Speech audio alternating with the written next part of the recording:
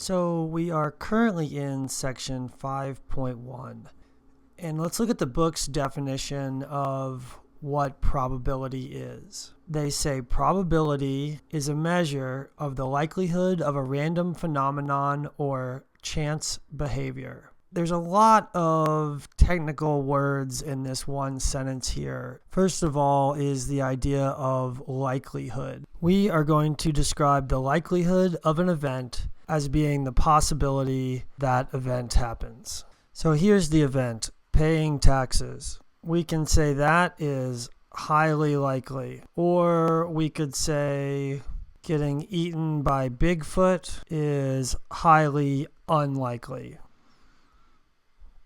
The next word worth looking at here is the word random.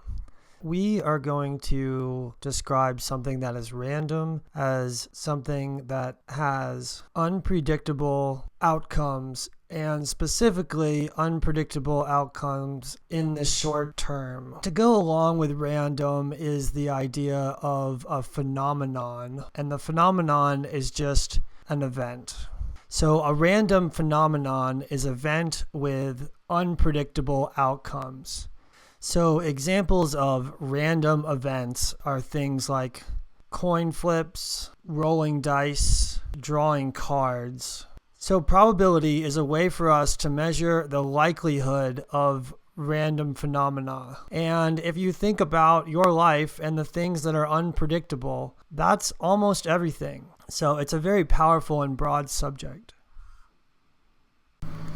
Let's look at an example of a random phenomenon. For a quarter, you basically could land on one of two sides, one of which has George Washington on it. That is the world's worst George Washington. And the other one has a bird on it, which I'm also terrible at drawing. And sometimes we say things like, if the coin is fair, then these outcomes are equally likely. The probability that we get the outcome of heads is exactly the same as the probability that we get the outcome of tails. So let's look at that sentence I just said.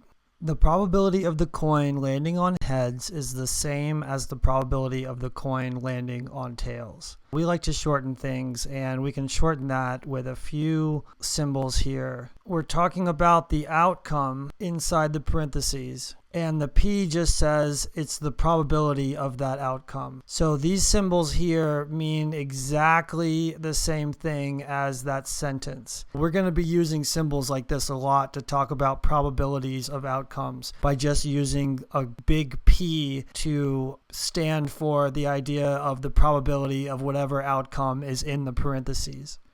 An interesting point about probability is that it deals with experiments that are random if we're talking about the short-term results. But if we think about the long-term, then there is some amount of predictability there. So imagine we're talking about this quarter example again. We could say things like this. We expect heads half the time and tails half the time. This is talking about in the long run. This is if we flipped it many times.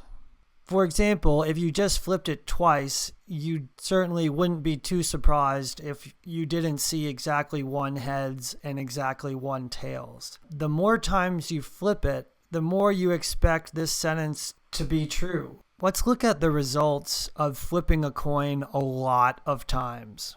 So here's a graph where we're looking at the results of flipping a coin 10 times. Here's the first flip, and here's the 10th flip. And we're looking at what proportion of heads we see. So a proportion could be at the most 1 or at the least 0. And so what happened here? On the first flip, we got a heads. And so the proportion of heads was 1 out of 1. On the second flip, we got another heads. On the third flip, we got another heads. This is still a short-term idea. In the short term, we've gotten heads every single time. But look what happens if we keep flipping the coin. Now we're getting our first tails. So this proportion here that we see after the fourth flip which was we saw 3 heads, we flipped it 4 times. So that dot is at a height of 0.75, which is more than what we expect. So you'll see that these proportions are all over the place. And then after 10 flips, it looks like we've seen 7 heads in 10 total flips. The important thing here is that 10 flips is the short run. Probability is an idea corresponding to not just 1 flip or 4 flips or 8 flips or even 10 flips. It's referring to a lot of flips. So here's a little picture that shows what if instead of just flipping 1 coin, we flipped 3 coins. Still talking about the short run. This is out of 10 flips still. And in the short run, these outcomes are unpredictable. It is hard to say how many times in 10 flips you're going to end up getting a heads. But look what happens if we flip these coins more and more times. Here we're flipping the coins 50 times each. And so here's this short run unpredictability. These proportions of heads are all over the place. As our number of flips goes from 10 up to 20, up to 30, up to 50, all this kind of chaotic unpredictability we saw tends to even out. After 50 flips, the observed proportion of heads here of these coins happen to be relatively close to one another and also close to what we expect. Let me remind you that for this perfectly fair coin, this line in the very middle here represents if the coins landed on heads and tails the exact same number of times. They're a lot closer to what we expected than at the beginning. We're talking more and more about the long run.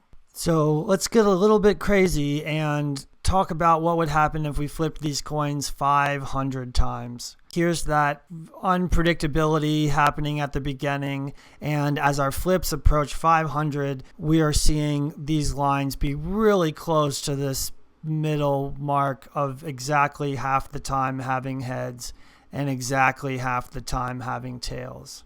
Now we're looking at what would happen if we flipped these coins 5,000 times. That's a huge number of times. I did this with a computer. I certainly did not sit there and flip 3 coins 5,000 times. But you can see that in the long run, the results of these 3 coins get really, really close to being right at 0.5.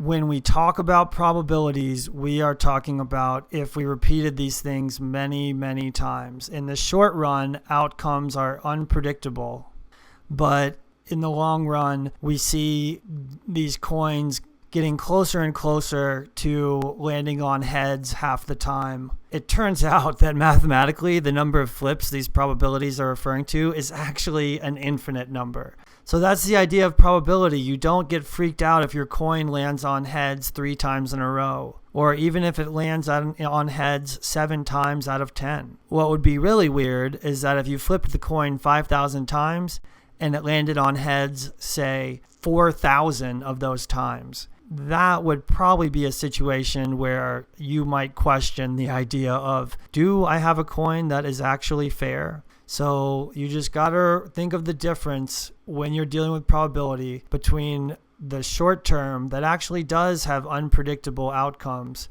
and the long term where things like, hey, the probability of heads is actually going to be equal to the probability of tails for many, many flips.